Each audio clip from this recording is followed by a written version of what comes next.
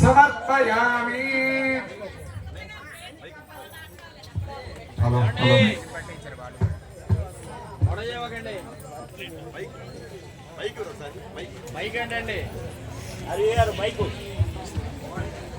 నృత్యం అమ్మవారికి నృత్య దర్శనము. చక్కగా అందరూ నమస్కారం చేసుకోండి.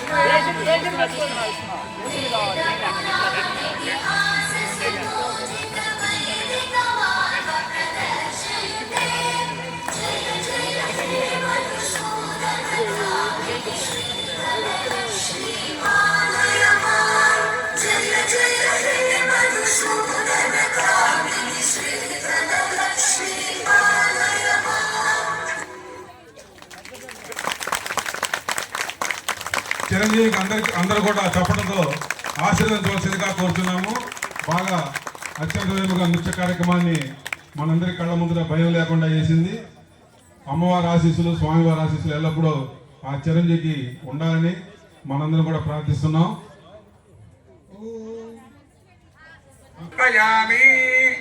శంఖము శంఖానాదం కృత్వా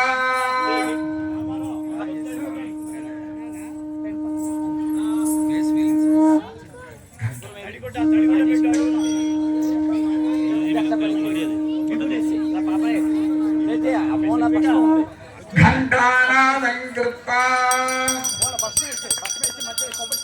ధమరుకవాదిత్యం సమర్పయామి.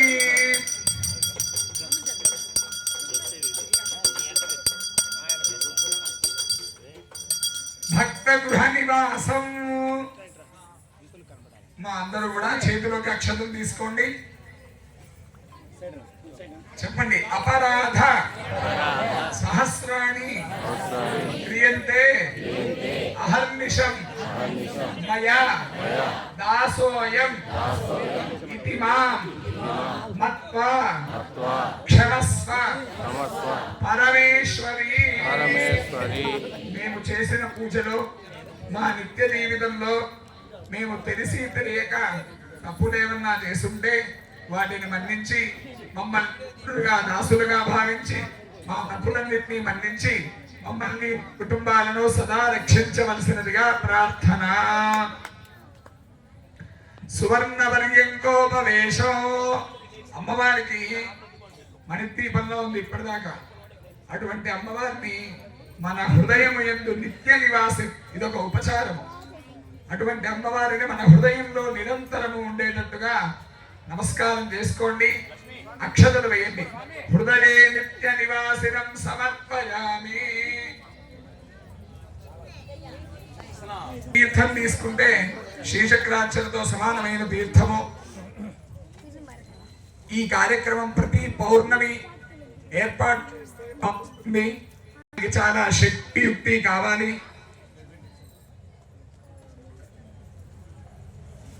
యాగం పూర్తయినది. 1,10,000 పిడకలు భస్మమైనాయి.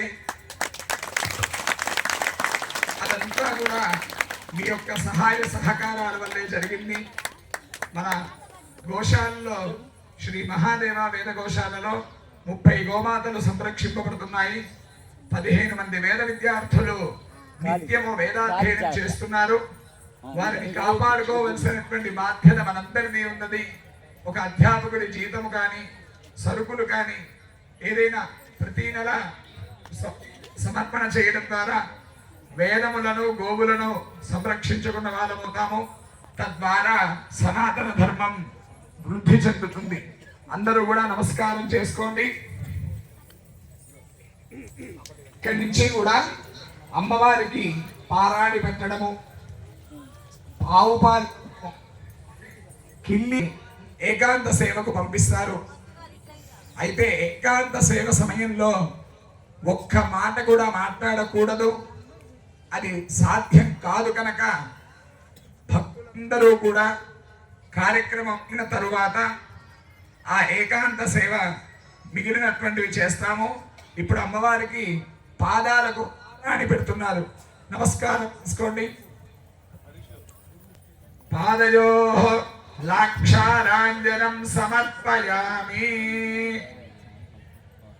అమ్మవారి పాదపద్మాలకు లాక్షారాంజనం అంటారు పారాణిని. అమ్మవారిని కొత్త పెళ్లి కూతురుగా తయారు చేసి ఏకాంత సేవకు సమాయత్తం చేస్తారన్నమాట.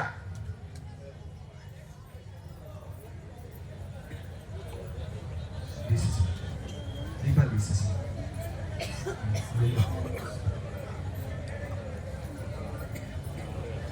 అయిపోయింది 2 నిమిషాలు. భక్తిహీనో మహేశ్వరి యత్పూజితో మయా దేవి పరిపూర్ణం తదస్తుతే. అక్షత అమ్మవారి దగ్గర వేసి నమస్కారం చేసుకోండి. అమ్మవారి దగ్గర కుంకుమ పూజ చేసిన కుంకుమని ధరించండి.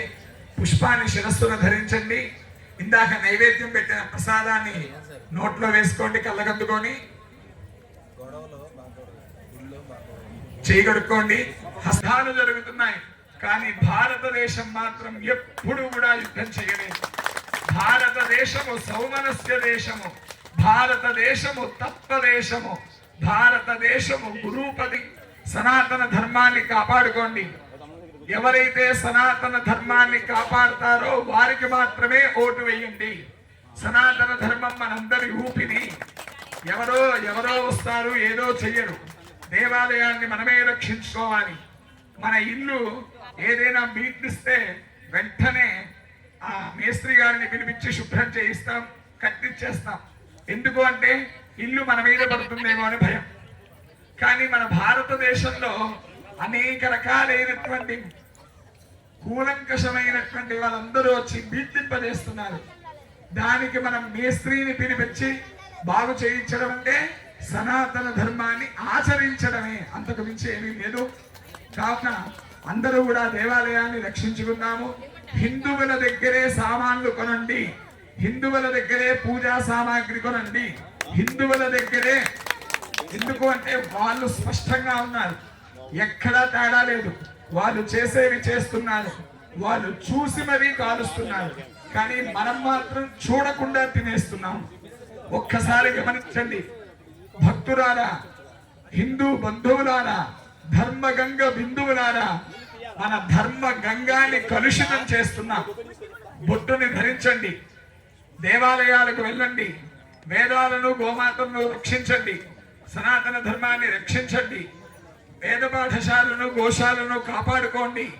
ఏమీ చేయక్కలేదు. గోవు రోడ్డు మీద దెబ్బ తగిలిందంటే మీరేమి చేయక్కలేదు. ఒక 100 మంది చుట్టూరా మూగండి. భయపడాలి. వాళ్ళు గోవుల్ని తాకాలంటే భయపడాలి. దేవాలయాలను ధ్వంసం చేయాలనే ఆలోచన వచ్చిందంటే గుండెల్లో గదైలు బయలుదేరాలి. ధర్మాన్ని కాపాడుకుందాము. ఇది మన ఇల్లు. భారతదేశాన్ని కాపాడుకోవలసిన బాధ్యత మనందరికీ ఉన్నది. మన ఇంట్లో ఎవరైనా 4 వస్తే సాయంత్రం వెళ్తారో లేదో ఆలోచిస్తాం. మరి ఈరోజు అనేక మంది వస్తున్నారు, వారిని మనమేమీ చేయలేం. మనం ఒక్కడే ఒక్క పని చేయొచ్చు. సనాతన ధర్మాన్ని కాపాడుకోవాలి అంటే సనాతన ధర్మ అనుయాయులకు మాత్రమే ఓటు వేయండి. దాని ద్వారా కాపాడుకోగలుగుతాము. జగద్గురు శ్రీ ఆదిశంకరాచార్య గోవిందాశ్రద ట్రస్ట్ ద్వారా ఇంకా అనేక ధార్మిక కార్యక్రమాలు జరుగుతున్నాయి. ఏదైనా ద్రవ్యమిస్తే దాన్ని మూలనిధిగా ఏర్పాటు చేసి దానిపైన వచ్చేటటువంటి వడ్డీతో వేద పాఠశాల గోశాల సంస్థలు నడపడం జరుగుతుంది. కావున మదాన్యులు ముందుకు వచ్చి వేద పాఠశాలకు గోశాలకు సహకరించవలసినదిగా కోరుతున్నాము. ఈ కార్యక్రమానికి సహకరించినటువంటి అయ్యప్ప దేవస్థానం కమిటీ వారికి మరొక్కసారి కృతజ్ఞతలు తెలియజేస్తున్నాము. భక్తులందరూ దాతలందరికీ కూడా ఆయురారోగ్య ఐశ్వర్యాదులు కలుగుగాక. మరొక్కసారి చెప్తున్నాను, ఎవరైనా అమ్మవారికి చీటీ ఇవ్వదలుచుకుంటే యాజమాన్యం వారు, ఇక్కడ నిర్వహణ చేసేవారు ఏ విధంగా చెప్తే ఆ విధంగా వరుస క్రమంలో వచ్చి మాత్రమే చేయండి. ఎవరు లేవవద్దు. చివరికి వచ్చాము, దయచేసి కార్యక్రమాన్ని పాడు చేసుకోవద్దు. దిగ్విజయంగా పూర్తి చేద్దాము.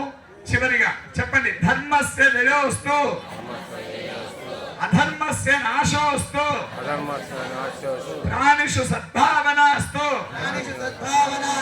విశ్వస్య కళ్యాణమస్తు గోమాతుః జయోస్తు గోహత్యా నివారణాస్తు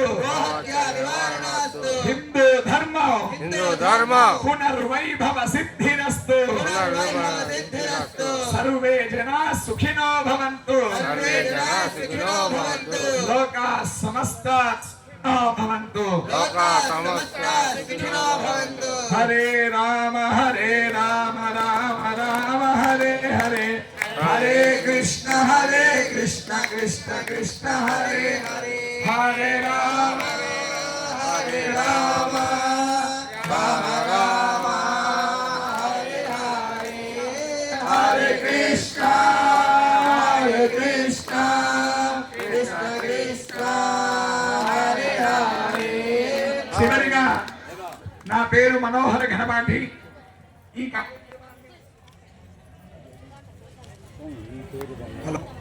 ఈ కార్యక్రమాన్ని నేను నిర్వహించానని నేను అనుకోవట్లేదు. పరమేశ్వరుడు నా చేత చేయించుకున్నాడు. ఈ కార్యక్రమంలో ఏ తప్పులు జరిగినా అవన్నీ కూడా స్వయంకృత అపరాధములు, అవన్నీ నా తప్పులే. దానికి భగవంతుడు నన్ను క్షమించుగాక.